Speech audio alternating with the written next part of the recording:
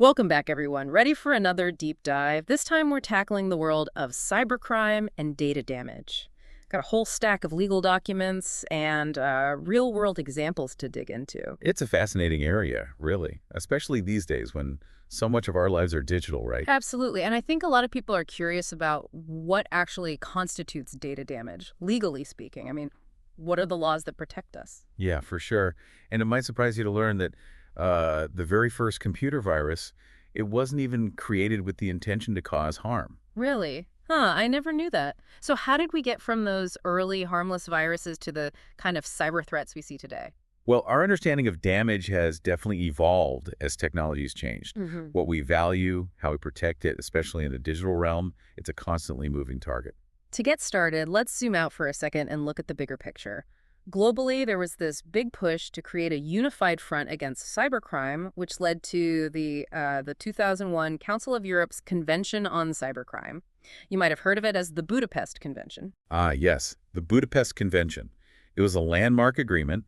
It encouraged countries to get on the same page with their laws and work together, because cybercrime, well, doesn't exactly respect national borders, does it? It definitely doesn't. And that's a key point, right? Data can cross borders in the blink of an eye.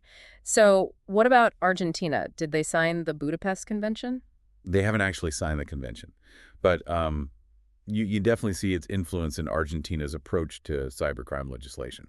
Which brings us to Argentina's own cybercrime law, Law 26.388. I've got some notes here. It looks like this law was a direct response to the growing need to address cybercrime, right? Yeah, exactly.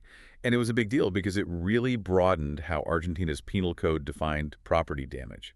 Specifically, we're talking about Articles 183 and 184. So prior to this law, was there debate about whether damaging digital assets could even be considered property damage? Oh, definitely. Lots of debate.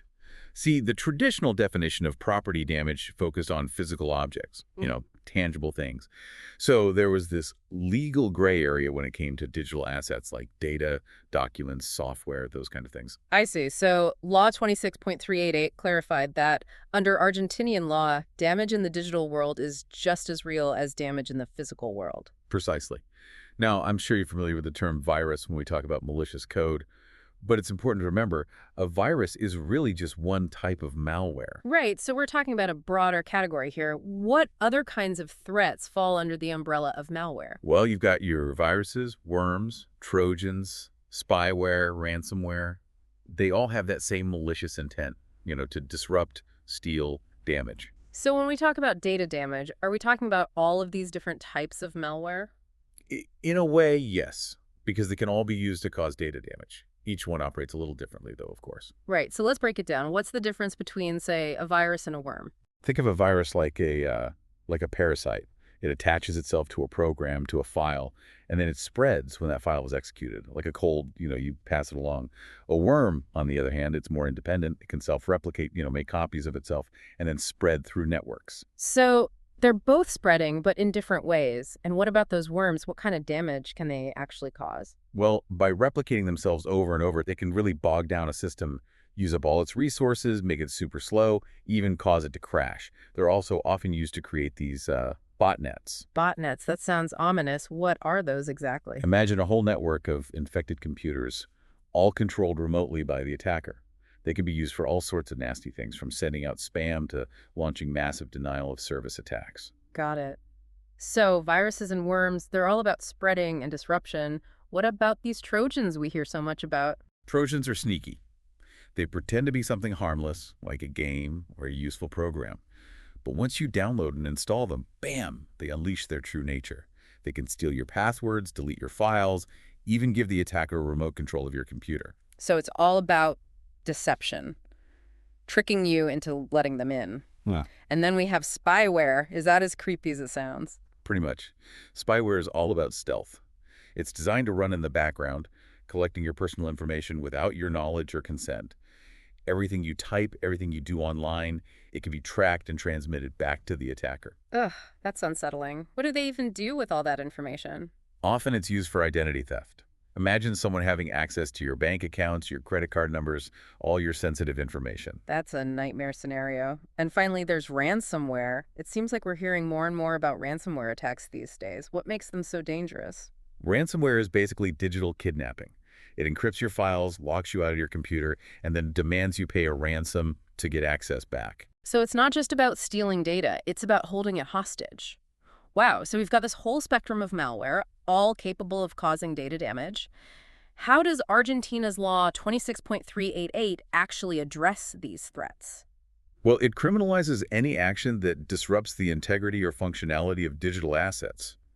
The law uses specific verbs like alter, destroy, or disable to describe these actions. Okay, so it covers actions taken directly by a user, but also actions carried out through malware, like we've been talking about. That's right. It doesn't matter if you smash a computer with a hammer or use a virus to wipe its hard drive, the law recognizes both as data damage. The method might be different, but the end result is the same. It's not just about physical damage anymore, but proving data damage in court, I imagine that can get pretty complicated, right? Oh, you're absolutely right. It's definitely more nuanced than proving someone stole your car, for example. You need to prove intent to cause harm, which can be tricky. And sometimes data damage is part of a larger crime, like extortion. So let's say someone damages your data to force you to pay a ransom. Would the legal focus be on the extortion itself rather than just the data damage? Exactly. The data damage would be a key part of the crime, but the focus would likely be on the more serious offense, the extortion. Now, shifting gears a bit, let's talk about something called denial of service attacks, or DORS attacks for short. DOS attacks, I've heard of those. They're not exactly data damage in the traditional sense, right? It's more about disruption. That's right. It's more about flooding a system with requests, overwhelming it so that legitimate users can't access it. Imagine a website getting so much traffic that it crashes. So it's like blocking the entrance to a store, preventing people from getting in, but you're not actually damaging the merchandise inside. Perfect analogy. And that's where things get a bit tricky legally, because it's not always clear whether these DOS attacks fall neatly under property damage or disruption of public services. There's a bit of a gray area there. And then you have these DDoS attacks. I've heard they're even more powerful, right? They are. DDoS stands for Distributed Denial of Service, and it basically means the attack is coming from multiple sources, often hundreds or even thousands of computers. This makes them much harder to defend against and to trace back to the original attacker. So, legally speaking, are DDoS attacks treated differently than DOS attacks? Not necessarily. The distinction lies in the scale and complexity of the attack, not so much in the legal classification. But again, it can be a real challenge to determine which laws apply and how to prosecute them. It seems like these DDoS attacks really highlight the challenges of investigating cybercrime in a world where data can flow so freely across borders. I mean, how do you even determine jurisdiction in a case like that? It's a complex issue, for sure. There was a case in Argentina. A company in Buenos Aires was hit with a DDoS attack, but the attack originated from 28 different locations across the country. It became a real headache for investigators trying to figure out where the attack actually originated and whose laws applied. That sounds like a logistical nightmare. So for our listeners, what's the key takeaway here? It's not just about someone breaking into your computer and stealing your files anymore. Data damage is much more subtle, much more far-reaching than that, and is constantly evolving as technology changes. That's a powerful point. And it leads to a bigger question, doesn't it? If our digital lives are becoming so intertwined with our physical lives, should data damage be treated just as seriously as physical damage? That's a great question, and one that we'll continue to explore. But for now, let's dive back into the specifics of data damage in Argentina. Okay, sounds good. Let's get back to those verbs we mentioned earlier, alter, destroy, and disable. They're key to understanding how data damage is defined and prosecuted under Argentinian law, right? Absolutely, and we'll break down each one, give you some real-world examples, and talk about how they play out in court. I'm ready to dig in. Let's start with alter.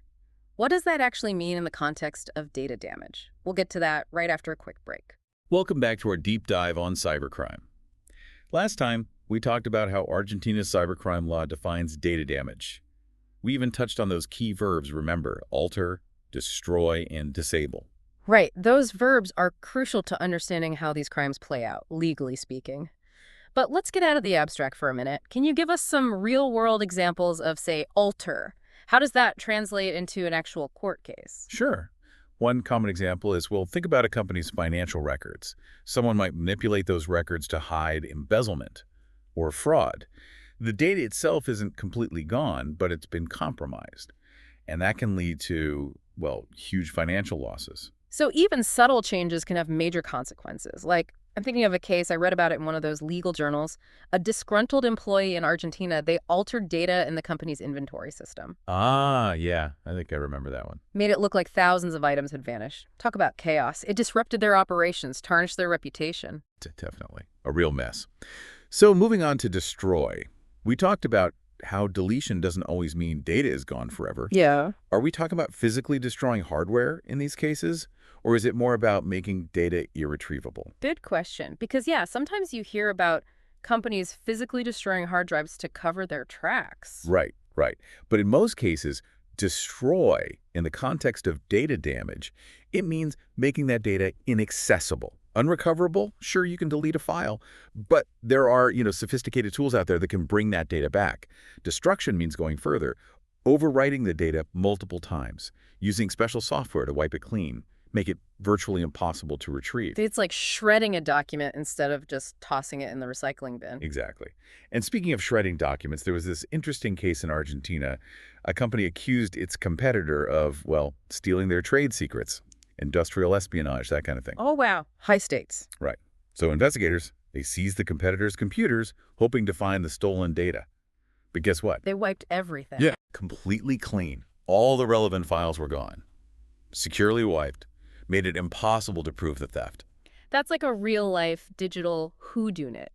And it highlights how important digital forensics are in these cases. It's not always straightforward, is it? Definitely not. Now on to disable. This one's a bit different. It's not about stealing data or destroying it. It's about disrupting functionality, making a system or a file completely unusable. Give me an example. Paint a picture for me. Okay, imagine a hacker targeting a critical infrastructure system, a power grid, for instance. Instead of trying to steal data or destroy files, they might disable key components of the system, cause a widespread blackout. Whoa, that's scary stuff. Yeah, it can have a huge impact. There's an incident in Argentina. Hackers targeted a major bank. I think I read about that. Their online banking system down for hours. Customers couldn't access their accounts, couldn't make transactions. It was chaos. These examples really drive home the point that cybercrime isn't just some abstract threat. I mean, it's not just about data theft anymore. It can disrupt our lives, our businesses, even critical infrastructure. Exactly. And the more we rely on technology, the higher the stakes become. Right. So we need to think about cybersecurity not just as a technical issue, but as a societal issue, one with potentially huge consequences. Couldn't have said it better myself. Now, going back to that question we touched on earlier, should data damage be treated as seriously as physical damage? It's a big one, isn't it? It is. I mean, it's a complex issue. There's no easy answer. If someone breaks into your home and steals your stuff, that's clearly a crime. But what if someone hacks your computer, steals your digital identity? Is that the same thing? Some people argue it is. They say that our digital lives are so intertwined with our physical lives that we need to treat data damage with the same severity as physical damage. But others disagree. Right. Exactly. They say it's more nuanced than that. You have to look at the context, the intent, the actual harm caused. Yeah. It's a debate that's still ongoing, and it's one we need to keep having as technology continues to evolve. Now, I know we've been talking a lot about the legal side of things, but what about the practical side? What is Argentina actually doing to fight cybercrime? Yeah, you mentioned they're investing in specialized units to investigate these crimes. Can you tell us more about that? Sure. So Argentina recognized that traditional law enforcement, well, it wasn't always equipped to handle these complex cybercrime investigations. So they created specialized units within their police and judicial systems. These units focus specifically on digital forensics, cybercrime investigation, prosecution, the whole 9 yards. So they're basically building a team of cyber detectives. Yeah, you could say that. They're staffed with experts who understand the digital world, who have the technical skills to investigate cybercrime effectively, and they work hand in hand with prosecutors to build strong cases, bring those cybercriminals to justice. Okay, so Argentina is taking proactive steps to address this growing threat, but it's not just about law enforcement, right? Individuals and businesses, we all have a role to play in protecting ourselves from cybercrime. Absolutely. Cybersecurity is everyone's responsibility. Individuals, we need to be aware of the risks, take steps to protect our own data. Strong passwords, being cautious about phishing scams, keeping our software up to date, and businesses. They need to invest in cybersecurity measures to protect their systems and their customers' data. So while the legal system is catching up with the challenges of the digital age, we can all do our part to make ourselves less vulnerable to these threats. It's empowering to know that we're not completely helpless in this digital world. Exactly. It's a shared responsibility. And the more we all understand about the threats, the vulnerabilities, and the legal frameworks in place, the better equipped we'll be to navigate the digital world safely and securely. Now, as we wrap up this deep dive, there's a question we need to consider. Yeah, let's hear it. What's the big question we should be thinking about? If the very definition of property and damage is changing in the digital age, what does that mean for the future of lawmaking? Whoa, that's a big one. It is. How do we ensure our laws evolve alongside technology so that we can effectively address these emerging threats? That's something to ponder as we move into our final segment. And we're back for the final part of our deep dive into this wild world of cybercrime and data damage. We've talked about how these threats have evolved, the legal systems trying to keep up, and the challenges of, well, catching these digital bad guys when data can zip across borders in seconds. But now I'm curious, what does the future hold? How are laws adapting to these new, constantly evolving threats? It's definitely a moving target. Technology often outpaces the law.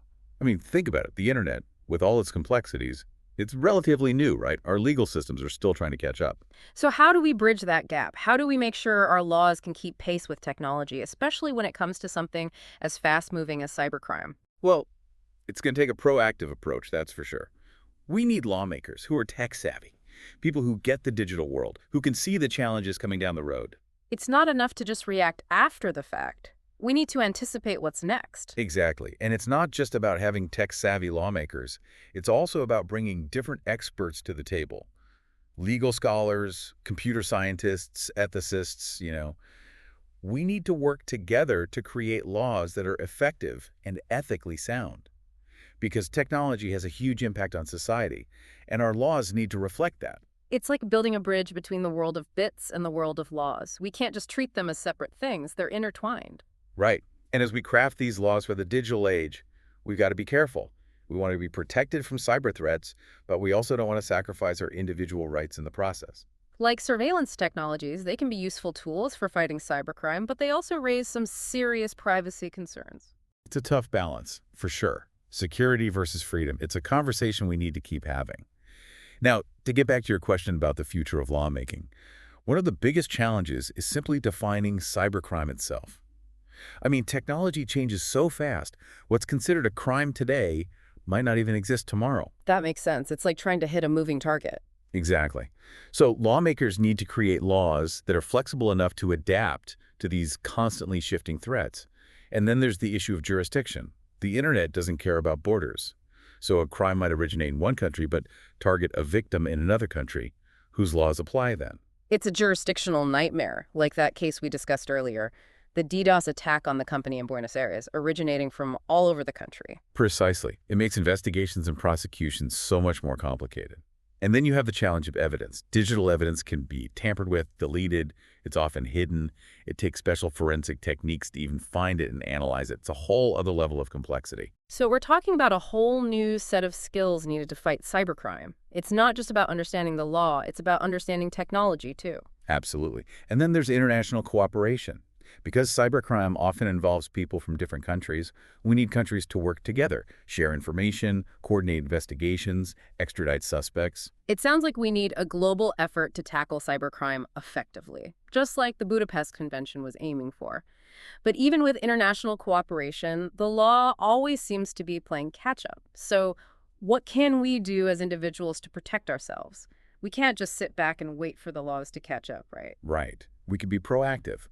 Stay informed about the latest cyber threats, learn about online safety practices, use strong passwords, watch out for those phishing scams, keep your software up to date, and back up your data. You never know when a ransomware attack might hit. Those are some great practical tips. Knowledge is power, right? Exactly. The more we know, the better we can protect ourselves. But in the end, addressing cybercrime effectively, it's a team effort. Lawmakers, law enforcement, tech experts, and individuals, we all need to work together. I like that. It's a shared responsibility. And the more we all understand about the threats, the vulnerabilities, the legal systems in place, the better equipped we'll be to navigate the digital world safely. Well said. It's a complex landscape, that's for sure. But by understanding the risks, staying informed, and pushing for responsible tech development, we can navigate the digital world with more confidence. Great point. It's not just about avoiding the bad stuff, it's about building a better digital future. Well, I think that about wraps up our deep dive into cybercrime and data damage. We've covered a lot of ground, learned about the evolution of these threats, the laws trying to keep up, and the challenges of staying safe in a world that's increasingly digital. And don't forget, the digital world is always changing, so stay curious, keep learning. Great advice. Thanks for joining us on this deep dive, everyone. Until next time, stay safe out there in the digital world.